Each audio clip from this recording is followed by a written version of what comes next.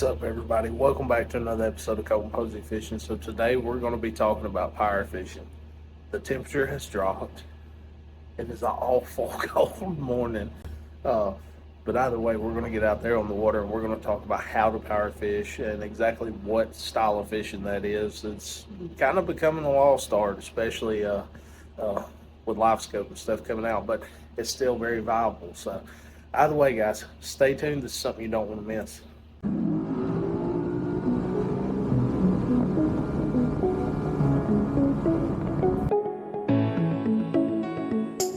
All right, everybody. So welcome back to another episode of Colton Posey Fishing. So today we're going to be talking about power fishing specifically. I've got a lot of questions about how to power fish. I don't know exactly what techniques people are using or what strategies they have, but I'm a power fisherman. So for the people that know me, I'm a power fisherman. I like to move. I like to cover a lot of water simply because I don't want to waste time on the water. So what I'm going to do, I'm going to step up here on the front of the boat. I'm going to talk you through exactly what I do. Now, with all this being said, all the baits that I'm using will be linked down in the description like always. I'm not sponsored by any of these companies. Don't work with any of them. This is exactly what I use all the time. So one of the first ones, Strike King Rage Swimmer. Use a Strike King Rage Swimmer all the time, especially this time of year when that water temperature is 65 or under, just because the ribs are pointed forward. I can slow that bait down a lot more. 1/4 ounce squadron head. So power fishing, we're covering a lot of water in a short amount of time. My trolling motor goes up to 100. I've got it on 70 and I'm constantly moving. Now little areas like where I'm fishing right here where this little dock is, I'm typically going to focus on the hot spots, the sides, the front and stuff. And then I'm just going to, burn through and move constantly, nonstop. I'm hitting high percentage areas once again, like these docks, laydowns, drop-offs, transition zones, like where chunk rock turns into pea gravel or anything like that. Just something that is different, somewhere that I'll have confidence where I'll catch fish. So as you see, the swim bait, this is about how fast I reel it this time of year. I'm moving it really, really quick. This particular color is Ghost Shad. I like it in clear water. It's kind of translucent, but kind of got that gray back. Just a little bit of contrast, not a whole lot. Looks really, really natural. So another one that I like to use that y'all all know is a jerkbait. Typically, I run the Mega Bass 110 Junior. I cannot find it. They're sold out everywhere. So today I'm actually using the Strike King KVD Clearwater Shad, Sexy Shad, whatever you call it. It'll be linked down in the description either way. But it's got the purple with the green back and stuff. It mimics a heron very, very well. Is one of the reasons I'm using it up here. But typically when I'm throwing a jerkbait this time of year, I'm covering these areas, and this is about how quick I'm moving this jerkbait and stuff. So, I'm not pausing for a very, very long time. I'm moving pretty quickly with that bait. But either way, I'm covering a lot of water fairly quickly, as quickly as I can, as quickly as I think I can move this bait without, deterring fish from biting it, making it look very unnatural. But I want to hit those areas that I have confidence I'll catch fish. So, it differs from lake to lake. Up here on Smith, I'm typically, running these docks and drop-offs and stuff like that pretty much year-round. I don't necessarily fish for the spawning fish. Like I've told y'all, my eyes just ain't that good. So I don't really focus on them. I focus on pre-spawn and post-spawn fish. But a square bill. This is a Lucky Strike or Lucky Craft, one of the two. I can't remember. Lucky Strike. Lucky Strike square bill crankbait, Rick Clunn edition. One of my favorite square bill crankbaits. And this is typically one of my go-tos to find fish everywhere. So Smith Lake, Bear Creek, Warrior River, Tennessee River, anywhere that I go, typically close to home, I'm going to be throwing square bill to help me locate fish faster. Time on the water is precious. even if you're not a tournament angler, I mean, you may have one day a week you want to fish, you know. So power fishing can really narrow down, you know, a creek or wherever you may be fishing. But as you see, like right here, well, I don't know if you can see it, but right in front of me, there's a transition from big chunk rock to a little bit smaller chunk rock into pea gravel. That is what I consider a high percentage area. So that area, I'm going to make a couple casts. So I'll slow down on this little area right here for just a second, get a better angle on it, make a little bit more accurate cast, and just see if I can get anything to move on it. And this is about how quick I'm reeling my square bill. I mean, I've got it moving pretty quick this time of year. Even though the water's cool, I mean, it doesn't necessarily mean that you've got to just, you know, turn your reel handle, you know, that slow all the time. I mean, I'm looking for active fish. If they're not active, even if I'm around fishing, they're not active. There's two things that I typically like to do. If it's a big school, I'm going to try to get them to bite. So if I have to swap to finesse, I'll swap to a finesse bait and try to get those fish to bite. A lot of times once you do that and you get them active, you know, you can swap back to your power fishing bait. So, you know, a lot of these moving techniques. Another one that I really love, spinner bait. Y'all know all about the spinner baits that I use. This one right here is a spot sticker. I love the spot stickers. It's a gizzard shad color.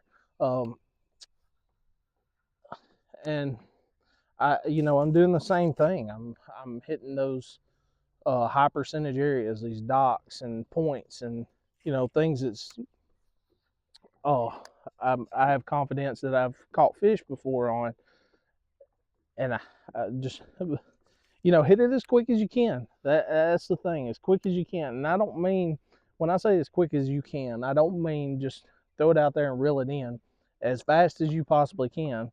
I mean, just do it as quickly as you can while making the bait look natural. Okay, so you know, vary your retrieves, speed up a little bit, slow down a little bit, especially when you're making multiple casts to a certain area, because a lot of times that can just trigger a bite, and then you get the rest of the fish fired up that's around them. Another bait that I want to talk about that I don't want people to put down this time of year, because it's very slept on. This is what we caught, you know, tons of fish on yesterday. Um, Walking bait, your top water baits. So this is Strike King KBD Sexy Shad walking bait. This is the junior version, smaller version, Dog Junior, Sexy Dog Junior, or something like that.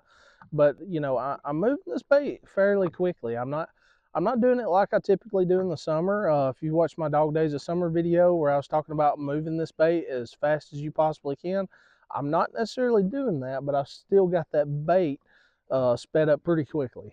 I mean, I'm not letting it, if I let it rest, it's for just a second, or typically because the fish come up and swiped at it and just barely missed it. So then I'll pause it for a second and then get it back to moving about the same speed. But you know, I'm using this on my high percentage areas again, secondary points, main lake points, things like that, especially in those areas where the fish are staged up, ready to move back to spawn. If you notice the shad are swimming close to the top of the water, when I say close to the top of the water, like 8 foot or above, then that's typically where this bait's really going to shine. Once again, you're just covering a lot of water. I'm not sticking to one spot unless I find something like a transition zone, and then still, you know, I'm only making 3 or 4 extra casts right there, and then I'm gone. I don't talk about this bait a whole lot, and I don't for a reason, because I catch a lot of fish on it. I don't want everybody using it, but I'm going to share it with you today anyways. This is a Yum pumpkin head, okay? Yum pumpkin head is kind of similar to a shaky head, and I usually put a dinger on it, okay? So up here we got clear water. We're fishing for spotted bass, mainly. So I'm going to be throwing it on a green pumpkin dinger with a chartreuse tail. Now, with that being said, this goes back to what I was talking about. You don't necessarily have to have a bait that's wide open to catch these fish, okay? So with this Yum pumpkin head, I mean, I'm moving it pretty quickly through the water. I may stop, shake it for just a second, and then I'm up out of the water, and you know, I'm moving, constantly moving, looking for active fish. I'm looking for the little pieces to put that puzzle together, whether it's just a simple swipe, a bite, or anything. And then I can start picking apart that area. That way I'm not spending tons of time. Now, you can use your electronics this time of year to find fish similar to the way you do typically year-round with during the summer, during the fall, during the winter and stuff. But with that being said, sometimes these fish get pushed up so close to cover that they're just almost impossible to see how many's there. Sometimes all it takes is just catching one fish, and then, you know, they show themselves to you, and then you can really hone in on, you know, how you're trying to catch these fish. So that's typically how I power fish, guys. I mean, I'm constantly moving, as you can see. I mean, I've done got the worm back, making super long casts with it, obviously because we're in clear water. So, you know, just give it a shot. That's the way that I fish. It definitely takes a lot of practice, and you're not going. Sometimes you're just not going to catch as many fish as you would slowing down. I mean, that's one of the things that deters a lot of people from power fishing. And sometimes it gets people hooked on power fishing because that's when they catch a whole bunch. I like to cover a lot of water in a short amount of time. I'm looking for active fish, and if they're not active, then I'm moving on somewhere else. So in front of me here, you can actually see we've got where you know, it goes from just a solid concrete wall to rock, and that is a good transition zone to target. But I'm not going to sit there and spend, you know, all day on that one area. I'm gonna cover it as quick as possible because, like I talk about, I look for active fish. In a tournament setting, you just don't have that luxury of, hey, I'm just gonna go and do whatever and spend as much time as I want to. You've got to catch those 5 fish, that the biggest 5 that you can catch. So, you know, spending a lot of time in one area that's not productive will cost you the tournament. It's cost me multiple tournaments, which is one of the reasons that I stick to power fishing. Now, with that being said, if you've got live scope on your boat, I don't have live scope, but if you have live scope on your boat, you can still power fish. You can still see those fish up shallow using your live scope, and you can do it out deep too. Just because you're live scoping doesn't mean that you've got to, you know, throw some type of super finessey bait, crankbaits, jerk baits, anything like that. There's tons of people that jerk bait on scope. So, you know, just keep that in mind. The only time that I'll swap to slow moving baits is if I know I'm on a big school of fish, but I just can't get them to bite a moving bait. And then I usually try to target those fish with some type of slow moving bait, like shaky head or something like that. And then once I target those fish and get them to bite, if I can get them to bite, then I swap it back over to my moving baits, because sometimes that's all it takes is just one bite and you get the school fired up. So we all have days where no matter what you do, it's like you can't catch a fish, whether you're not around them or the technique's just not perfect the way the fish want it. I mean, they're definitely finicky animals. And you know, like I always say, we kind of tend to overthink it. I do it a whole lot. But, you know, if you focus on what you're doing, pay close attention, take little pieces of information that you get from using these moving baits, especially when you get a swipe, when you get a bite or something like that. Pay attention to where you're at. Is it a transition zone? Is it a dock? If it's the dock, is it the front of the dock? Is it the side of the dock? Is it the back of the dock? And then try to mimic that throughout the lake. And, you know, like I always say, if you catch one on something, it doesn't tell you a whole lot. If you catch 2, we may be onto something. You catch 3, then you may need to focus on it pretty heavy and see what you can do. But either way, guys, that's power fishing. That's how I power fish. Use, no matter what bait you're using, you can move it, and just keep it going, just like that. Try to get in a pattern, try to get in a rhythm, and once you find the speed that these fish want, you can definitely hone in on catching these things. So either way, guys, I really appreciate it. If you like the video, it helps you out any, make sure to like, subscribe for more content. I got you covered when it comes to anything bass fishing. Also, we got members only now, so $2 a month.